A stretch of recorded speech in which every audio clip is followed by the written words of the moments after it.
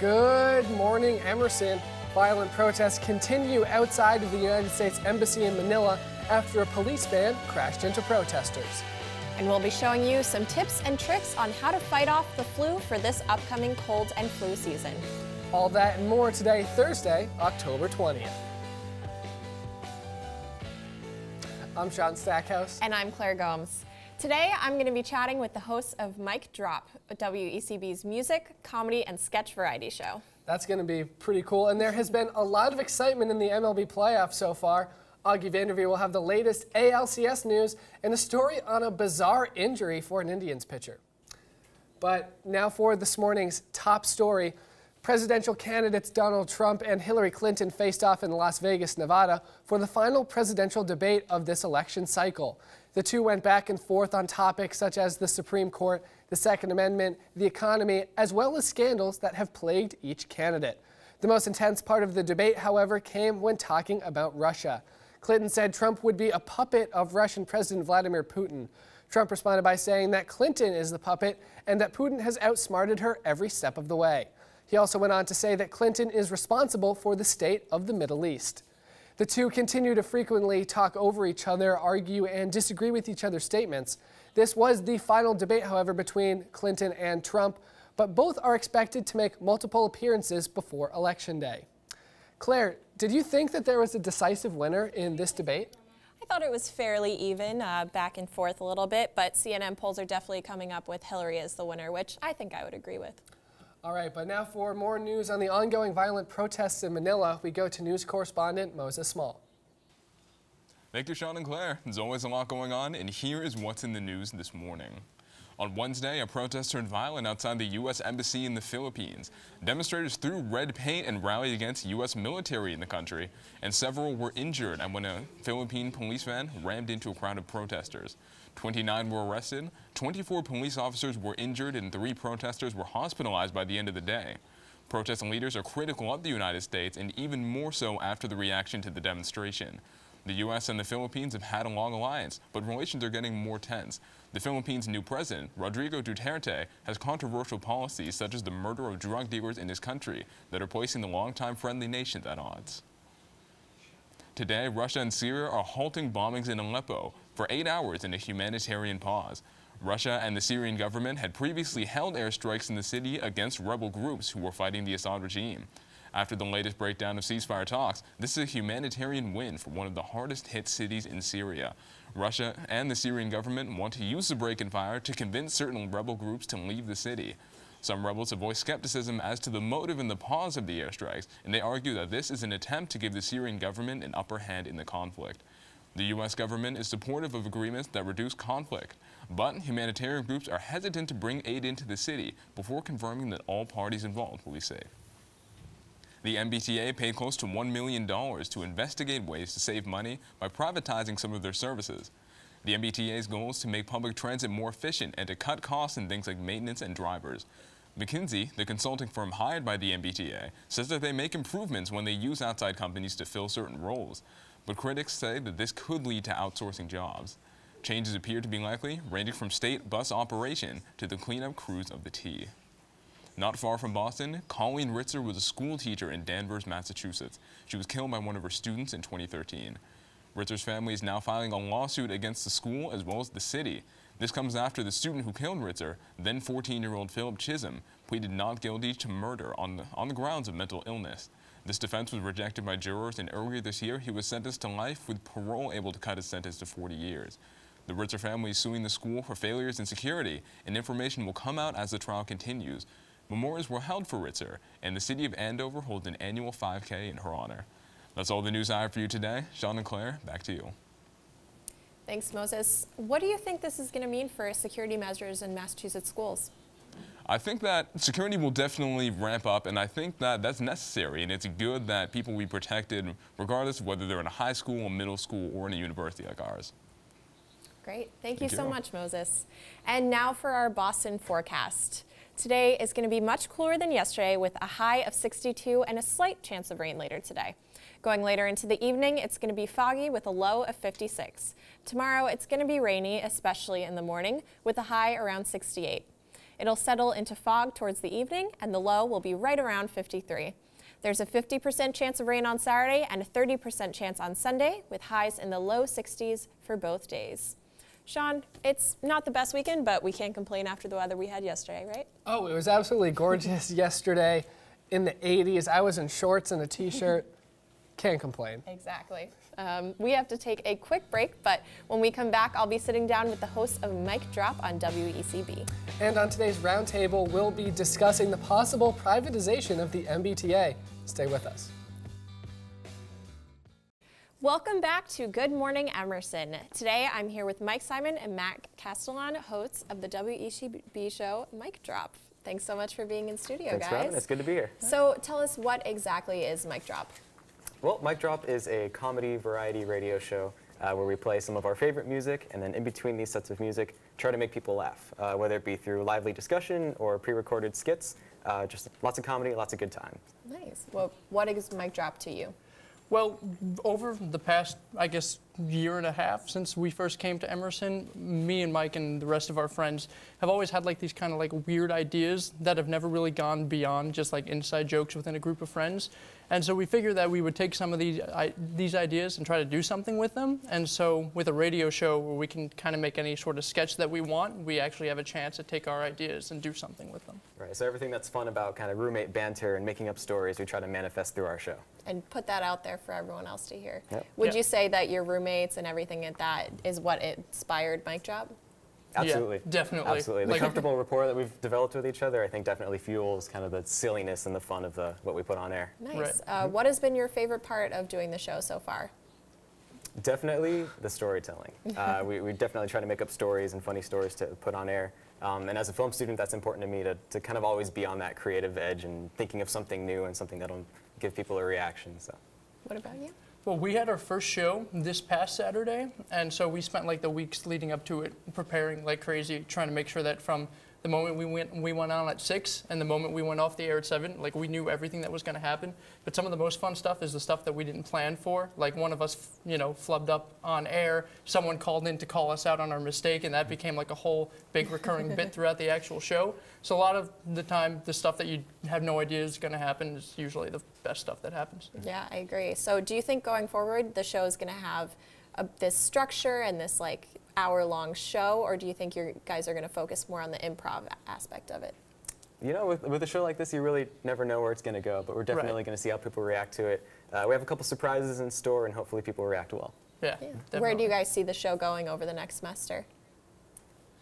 That's a good question. Yeah. What we really like doing right now is we've kind of started various different stories that we want to see if we can kind of make recurring bits throughout the rest of the semester. Like if people ever watch The Amanda Show, and they had that little thing at the end of the show called Moody's Point, which is like a 3 or 5 minute episode of like this ongoing narrative. We want to have something like that where people will like tune in every week to hear more of this ridiculous story that we're telling. I think that would be pretty cool. That's Absolutely. my goal. I would love that. Definitely. Personally. So you mentioned Amanda Show. What other comedic influences, shows have you drawn from when you're creating the show? Well, for me personally, I'm inspired by Rhett and Link, Good Mythical Morning, if you're familiar with that. And then Good Prairie Home Companion, definitely kind of the idea of two friends who kind of get together and tell stories and play music is definitely a lot of fun. Nice. Mike, what about you? I'm a big Bo Burnham fan, and so the way that he'll kind of take an idea and write a song about it, I thought is like insanely talented. That's something that we want to do eventually. We're not quite there yet. Like we wouldn't be able to do anything of that caliber yet, but I think as it goes on and as our ideas get better and we get more on top of getting everything done in advance, I feel like that's something that we would be able to do on the show, which would be a lot of fun. Nice. What do you guys do to start prepping for a show? We like to hype up, Yeah, the warm-ups. we throw some ideas around with us or our roommates, and we kind of see what sticks. Like sometimes we'll get a good reaction on something. We'll be like, okay, let's run with this and see where this goes. And sometimes something will just fall flat and we'll just scrap it. But we're doing a lot of cool things. Like yesterday, we were out on the street on Boylston because it was so nice out. Like everyone's been saying, we've just been interviewing random Emerson students on the streets. So that's a bit that you'll be able to hear this Saturday on our show. Perfect. Saturday, 6 to 7 p.m., right, guys? Yes. All That's right. us. Thank you guys so much for coming in. It was lovely having you. Yeah, Thank thank you. you. Augie Van Devere is in studio with the latest sports news. Thanks, guys. Here's what I've got from the world of sports. Cleveland Indians pitcher Trevor Bauer pitched Game 3 of the AL Championship Series with a bloody finger, and it was really, really gross. He cut his finger repairing his personal drone, and the cut was declared by team doctors to have healed enough, but nope, so much blood. So much blood. But the Indians went on to win the game without him, so we got good Twitter jokes about it instead of rants about how athletes should wrap themselves in bubble wrap outside of games. Personal favorite is the Photoshop of Michael Jordan's crying face on the bloody finger. If you don't know about the crying Jordan meme, congrats, you spent the correct amount of time on Twitter. The Indians have gone on to win the series despite being up 3-1. Crazy! Go team! Cleveland Indians' name has been under legal action. Boo team. Activist Douglas Cardinal challenged the Cleveland Indians' ability to use their name and logo while playing in Toronto. Monique Gillison, a lawyer for Cardinal, cited Ontario's Human Rights Code and asked the judge if he would feel comfortable with a team named the New York Jews. Cardinal asked the Cleveland team, as he called it, to wear their spring training uniform, which does not feature their name or their controversial logo, Chief Wahoo. Chief Wahoo was disposed as the Indians' primary logo 2 years ago, but is still featured on the players' caps and sleeves. Chief Wahoo has been the logo for the Indians since 1947, and the current design has been used since 1957. And as we all know, we need to be very skeptical of anything that comes from the 50s, even and especially your grandmother. But the judge sided with the Indians, stating he would give his reasons why at a later date. Also, they're not Indians. They've never been Indians. Christopher Columbus was just really bad at his job. Just change the name to the LeBrons already. That jerseys would sell. Water is wet. The sky is blue. Vontaze Burfict commits a dirty play. The off-the-line linebacker was caught stepping on Patriots running back LeGarrette Blount's knee in between plays on Sunday Night Football. This is the latest in a long line of dangerous hits from Burfict, dating back to 2013 with his hit on a defensive receiver, his groin hit on Ryan Taylor, twisting Cam Newton and Greg Olsen's ankles, and a dirty hit on Ben Roethlisberger. The $75,000 fine was met with ridicule by former NFL VP of Officials Mike Pereira, who said this showed the league had no guts. Hard to argue. If anyone feels that Odell Beckham Jr. and a sideline kicking net should not be united in holy matrimony, speak now or forever hold your peace. Well, apparently Eli Manning does, telling the press Tuesday, "The net stuff doesn't bother me. You can do whatever you want in that sense. If he's not getting penalized, if it's not looking bad for the organization and for the team, I think the net has kind of played its part. We can move on from the net personally." This is better than what he said last week about Odell's sideline antics, but still, Eli, pal, bitter does not look good on you. If you want Odell to care more about you than the sideline net, be supportive. Because if the best player on your team wants to marry a net, you better be first in line to volunteer for ring bearer. Well, that's all I've got from the sporting world. Back to you guys, Sean and Claire. Let's just all hope that at some point Odell Beckham and the net will be able to find their peace. Now we're going to send it over to health and fitness correspondent Mary Malloy, who has some helpful tips on staying healthy during midterms. Hi, I'm Mary Malloy. I am the fitness and health correspondent for Good Morning Emerson, and today I'm sharing some tips and tricks on how to stay healthy during the cold months here at Emerson. I know that I have been sick for the past week, and a ton of other Emerson students have been too, so I thought it would be nice to share some personal tips that I have to stay healthy that, to be honest, I didn't follow the past few weeks, and this is the product, so here we go. Instead of curling up in your blankets and watching Netflix, hit the gym, work out. It's good for you. You're gonna feel great. Just do it. Make sure you're drinking enough water. Water keeps you energized. It's good for your skin, good for your brain, and overall, your body just needs it. If you don't like the taste of traditional water, tea is a great way to stay hydrated. There's literally thousands of different flavors, so you're bound to find one that you like. There's so many different ways that you can sweeten your tea, such as sugar, artificial sweetener, or my favorite, honey, and that is great for a sore throat. Studies show that tea actually boosts your metabolism and that athletes that drink tea tend to lose weight more than athletes that don't. So overall, tea is just a great beverage and you should drink some if you're feeling sick. Here at Emerson, we love to stay busy, but it's extremely important that we get enough sleep. Midterms are coming up and just thank me now. Get as much sleep as you can. You need it. The #1 way to fight germs is washing your hands with soap and water. Sounds simple, but it's necessary. And if you want to be extra safe, make sure you're singing the ABCs while scrubbing your hands. Emerson students, we're always on the go, and sometimes we just don't have enough time in the day or the right space to wash our hands with traditional soap and water, and in that case, use hand sanitizer. You know how many germs you get when you touch the railings, the MBTA, the library, the elevator button. Germs are everywhere, and hand sanitizer is just another way to protect yourself. As soon as you're feeling sick, just run down to the drugstore, pick up your favorite kind of cold medicine, and take the right dose. It's a lifesaver, believe me. If you don't think you're getting enough nutrition from the DH or from any of the cafes on campus, feel free to take some vitamins. Vitamins are great, they'll keep you healthy and keep you illness-free. My favorite ones are the gummies. They taste like candy and they trick you into getting your nutrition. If you're still feeling sick, make sure you call to make an appointment at the Health and Wellness Center here on campus. That way you can get an opinion from one of our amazing medical professionals here at Emerson. If you're feeling yourself getting sick, make sure you distance yourself from your suite mates and roommates so you don't get them sick. And remember, although school is important, your mental and physical health is your #1 priority. So take the time off that you need to get better. So those are my tips and tricks on how to stay healthy here at Emerson. I wish I knew those before I developed the Emerson Cold this past week, so I hope these help you out in one way or another. I'm Mary Malloy, the health and fitness correspondent for Good Morning Emerson. Back to you in the studio. MBTA officials paid $1 million to explore some outsourcing options for bus and train operations and maintenance. If the MBTA does choose to outsource their maintenance, it could provide much needed renovations. So for Roundtable today, we'll be discussing if this is the right decision for the state. We'll start with you, Moses. What are your thoughts? Well, my thoughts are, first off, that if it's going to really save money and help with improvements, then they're very much needed. And I think that they know what they're doing, and they must, care a lot about this. They're going to invest $1 million into consulting for it.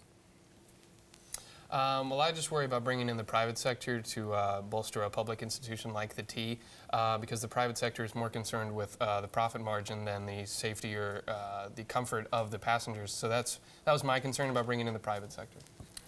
Now, Moses, you mentioned some of those repairs that need to happen. Sean, do you think this money is going to the right place? Do you think they should just use the money to make those repairs, or do you think this investment is going to be worth it? Well, it depends what they would be doing. See, where they had put $1 million was to see if the private sector would be the right option for having those renovations. So right now, there's still nothing on the table of actually fixing the T. And there have been so many issues in recent years, it seems like something has to be done. I totally agree.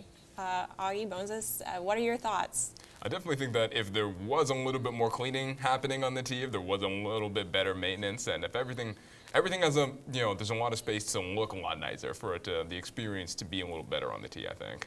Yeah. I know I've been frustrated with the price raised, and it seems like nothing's changing, and I'm sure a lot of other commuters and people who take the T often are feeling the same way.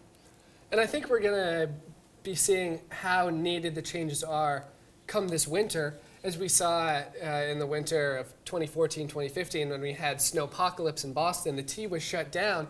It seemed like every single day.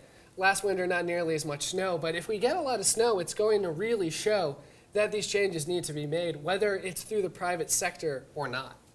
Yeah, I agree. And of course, this privatization and everything with that raises concerns about employments, and there's been a lot of protests happening with T employees. Sean, what are your thoughts? Well, it's really tough when you're trying to fix the T, but at the by doing that, you would be cutting jobs because there has to be a certain amount of time that it's shut down, and if you're outsourcing to bring in a private sector company that is going to make those renovations, people that have been working for the MBTA before that were doing those smaller renovations wouldn't be able to work because there's somebody else that's using their job. Do you have a similar sentiment, Augie? Yes, I would feel bad for people disposing their job, and I think a good show of faith by the private sector, if they were to come in, were to keep those people employed and simply just bring them under their umbrella. I think that'd be a good move for them, so there's not a labor cost in the transition. Now, one of the biggest issues that we have mentioned is snow, and Claire, you have been in Boston during some of these winters.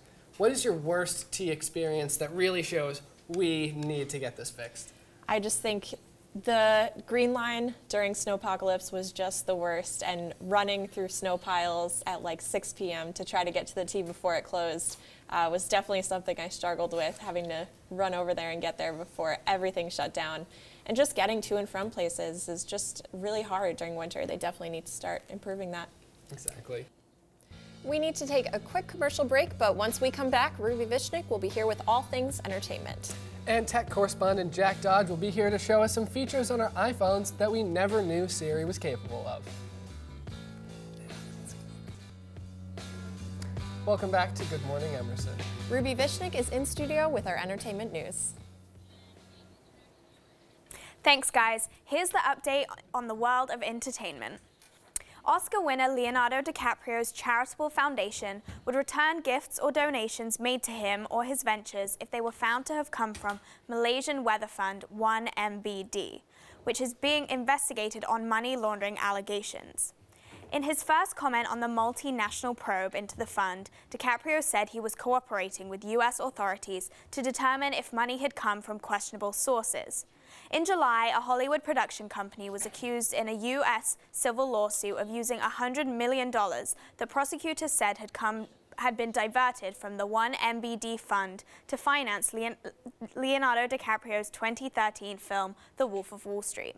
In a statement released last week, DiCaprio's representative said he had first learned about the probe through press reports in July. He immediately has his representatives reach out to the Department of Justice, and since then, the production company Red Granite Pictures, who had made the film, have stated that none of the money they received was illegitimate. BBC Radio released 2 new David Bowie songs last week, and they are now available to stream on their website. The 2 songs, When I Met You and No Plan, were written by Bowie for his musical Lazarus. According to Rolling Stones, the tracks will be included in a cast recording of the show that is to be released next week. The record will additionally include the title song Lazarus, which was featured on Bowie's Black Star album, which was released just before the star's death in January at the age of 69. Lady Gaga and Halsey seem to be involved in a messy feud with the Chainsmokers. Earlier this year, the Chainsmokers said that Gaga's song Perfect Illusion sucked. Fast forward to Tuesday, Gaga dropped her second single from her new album, Joanne. When tweeting about it, Gaga tagged the Chainsmokers and said, "Maybe you guys will like this one better." The duo replied to Gaga positively, and it seemed that the feud had been put to bed. The next person to tweet was Halsey, who praised Gaga's new song and her as an artist in general. Now, here is when the feud begins. Drew, a member of the Chainsmokers, then responds crudely and in disagreement to Halsey's tweet. The tweet was quickly deleted, and at first Drew claimed that it was fake. He then changed his tune and said that he'd been hacked. Next, a series of disturbing tweets were tweeted from his account and again quickly deleted. As well as targeting Halsey and Gaga, Nicki Minaj was also mentioned in a tweet. So what exactly happened? I'm confused too. Drew still claimed that he was hacked, but so many fans took to Twitter to share that they believe it was him. I guess time will tell with this one. Scandal star Kerry Washington welcomed her second baby on October 5th. Her baby boy is named Caleb, and her now 2-year-old daughter is named Isabel. Washington revealed her pregnancy at the Met Gala in May. She cradled her baby bump as she walked the red carpet. She continued to rock some incredible maternity fashion throughout her pregnancy and throughout the summer and even at the Emmys in September. All of us here at GME are very happy for Washington and her husband with their new arrival Caleb. I'm Ruby Vishnik, and that's it for entertainment. Now back to Sean and Claire at the demo table. Thanks, Ruby. Now, it seems like in 2016, nearly everyone has an iPhone. But are we aware of all of the features? Tech correspondent Jack Dodge is here to show us some things that most people don't know Siri can do. Jack? All right, so Siri's like the best invention ever, I think. A lot of people don't really use it though, which is just horrible. You have so many things right at your fingertips that we can use to make your life easier. So I'm gonna show you guys some things. So first, we have a message to read to you guys. Siri, read me my last message. I found your most recent message from Bianca. Today at 9:10 a.m., Bianca Nicdeo said, "Good luck on Good Morning Emerson. Tell Sean and Claire I said hi." Would you like to reply? Yes. Go ahead. Thank you, exclamation point, send. Ready? All right. So that's a fun little thing you can do. You can actually respond to your messages. That's a good thing when like you're driving. Maybe you shouldn't be on your phone while you're driving. But if you have to, instead of texting, just, speaking is way, way safer, so. Yeah, you're essentially being hands-free. which Kind of. is very important, especially in Massachusetts. Yeah, exactly. So that's a really cool thing we can do. Also, if you're trying to avoid the freshman 15, you know, sometimes you go to the dining hall and you're like, oh, should I eat this? And one of the things you can do is actually ask how many calories are in something. So let's ask, what's your favorite food, guys? Pizza. Donuts. Pick one. Surprise They're us. both great. How many calories are in a donut? Let me check that. See? The answer is about 224 dietary calories. So you can check that out. It also gives you the, you know, dietary information about it. So you can tell fats, calories, all that good stuff about your favorite foods. Maybe you don't want to know that actually, but you know, something you can do. Another thing we can do is, all right, heads or tails, guys? Tails. We'll go with tails. You'll both go with tails. How about one of you pick heads? All right, fine. Heads, Heads? and tails. All right, so the loser of this little game is going to actually have a little punishment. Siri, heads or tails? It's tails. All right. Tails never Tails. fails. All right, so go ahead and open your phone real quick. All right. And we're going to change your name in your phone. Should I open Siri? Yeah, open up Siri. Siri, call me Lee Pelton from now on. I don't know who you are, but you can tell me. My phone doesn't even know who I am. Oh my God. Okay, try again and ask her to call you Lee Pelton. Sean, do it on your phone. Maybe my phone's just confused. Siri, call me Lee Pelton. You would like me to call you Lee Pelton? Yes, please. You have to use your manners when you're talking to Siri. Okay, Lee Pelton. So Look one at of the that. fun things you can do is change your name, and you can also have it like pronounce things differently. So if it's, you know, not pronouncing Lee Pelton, right? You can change that up real quick. Seems like That's there not are great. a lot of cool things that you can do with Siri. So many fun I didn't know things. that it was capable of telling you calories. I think that's my favorite one. Yeah, But very useful. that is all the time that we have today. Thank you all so much for watching. And have a great weekend, and make sure to tune back in on Tuesday morning.